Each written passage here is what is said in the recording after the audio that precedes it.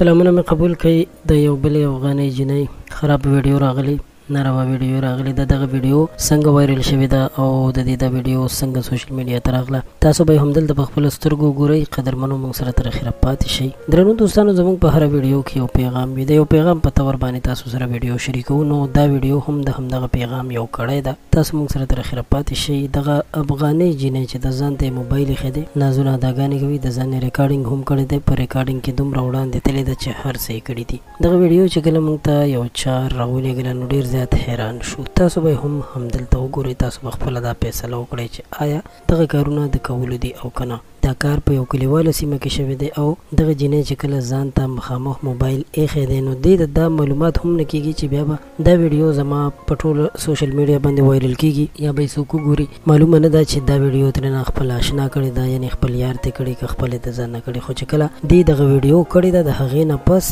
بیا چاته چې دغه موبایل په لاس ورغلی یا دغه میموري کارډ په لاس ورغلی دی، نو هغه کس بیا دغه ویډیو وایرل کړې ده، یعنې په سوشل میډیا باندې خوره کړې. اوس مهال دا ویډیو ډېره زیاته چلیږي، وایرل ده. کله چې موږ دا وکتله ډېر زیات یې خفه کړلو، ځکه خفه شو چې دغه یو پښتنه ده، پښتنې زموږ خویندې میندې دي او موږ په داسې هر چا باندې خفه کېږو چې هغوی د داسې کار ښکار کېږي یا هغوی سره داسې ناروا بېهوده غلط کار کېږي. نو تاسو ته هم دا خواست کوو، دا پیغام درکوو چې په خپلو اولادونو باندې، په خپل کور کې، په خپلو خویندو باندې یا په خپلو نورو داسې رشته دارو باندې چې هغوی نه پوهېږي، په هغوی خیال وساتئ چې هغوی د داسې کار ښکار نه شي، ځکه چې د موبایل استعمال ډېر زیات په طریقه پکار دی. نن سبا خو داسې اپلیکیشنز هم په موبایل کې راوتلي دي چې د هغه اپلیکیشن په ذریعه باندې که تاسو په عام روزمره ژوند کې هم څه اکټیویټیز کوئ، هغه درنه ریکارډ کېدلی شي. نو دغه نظرونه وساتئ. امید لرم چې دا پیغام، دا ویډیو به ستاسو خوښه شوې وي.